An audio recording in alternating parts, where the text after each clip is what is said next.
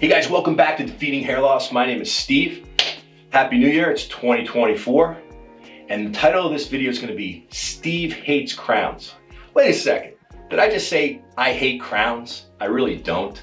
Actually, I'm gonna flip that title to say Hairlines versus Crowns. So any of you that have followed me through different platforms, Dr. McGrath's YouTube channel, David DeMuzio's YouTube channel, Bobby Dunlap's YouTube channel, I can't help myself. I'm always looking out for the patient, and I'm always nervous about the crown. And the reason for that is because crowns are very challenging. So the top of the head is referred to as the crown. In between the crown and the hairline is the mid-scalp. And then there's the hairline. Well, 90% of your interactions all day long, and whatever other time of the day, at night maybe, you talk to people, engage, whatever you do, family, friends, in between anything, you're looking at your hairline and you're looking at your profile. So it's a 90% of the time. Not many people are walking behind you looking at your crown. That doesn't mean that I don't feel bad and I don't want you to have full coverage and fill in that crown, but it's harder to do. So let me use this as an example. This comes from a patient who said, Steve, I got it, I get it. You should use this. A cornfield. So here we are, I am in Texas right now. So here we are in Nebraska because of the corn huskers. And I guess they got cornfields up there. And your dog gets out of a car or a truck, your pickup truck, and runs, because you stop to urinate or whatever. And your dog runs into the cornfield, he's chasing a bird and he's lost. You can hear him barking, you can't see him.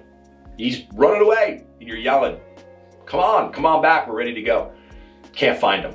So that's because you're looking into the cornfield. And the cornfield looks as thick as, in the horror movies, like there's no way you can walk around in there and find your dog. But then you jump in a helicopter, or maybe for this video, a drone, and you're flying over the cornfield and you can see that dog everywhere he goes. And actually that cornfield, you can see the space in between the rows that the farmer set up. It looks a little spacey. And that's exactly what the crown versus the hairline is like. The way that the placement of the grafts and the way the hair is growing is much different.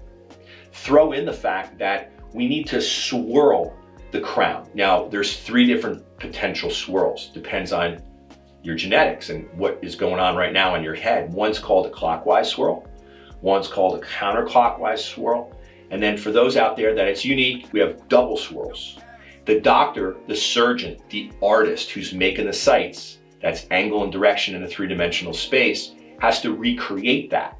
And that will lead to less of a dense look because of the way the hair lies.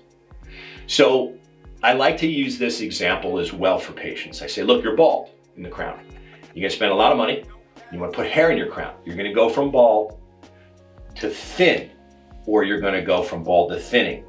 So don't get angry when you have one procedure and then you walk into a convenience store, you look at that video of, behind the counter, and you're like, what did I pay all this money for? I still look like I'm going bald.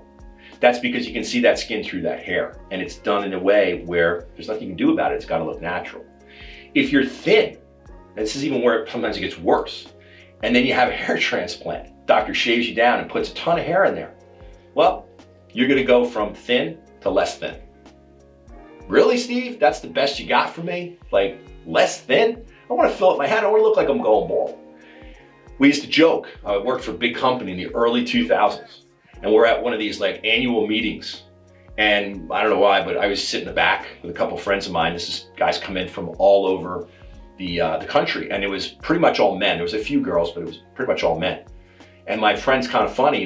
He nudges me. He goes, "Can you tell me why we're at a hair convention for this big company? We've all had hair transplants, and every single person looks like they're going bald." And I was like, yeah, in the crown.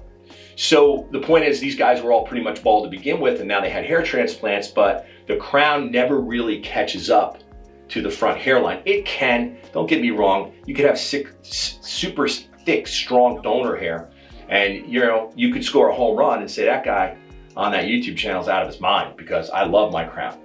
But I'm telling you that if I didn't warn you, if you're a bald guy and you've got super thick, strong donor hair and you can get enough grafts to cover front all the way to the back, which is rare, you're gonna guaranteed respond to your doctor and say, you know what, doc, This front changed my life. I look 10 years younger, but I don't know if it all grew in the crown. So it's a word to the wise. You have to go into these things with realistic expectations. It's one of my biggest things. I want to make sure you're not disappointed. And yes, I confess, I am a hairline guy. I do think that's a better return on your investment, but I will not talk you out of doing a crown as long as you know what you're getting into. So I hope this helps everybody out there looking for crown work. Don't forget to like and subscribe.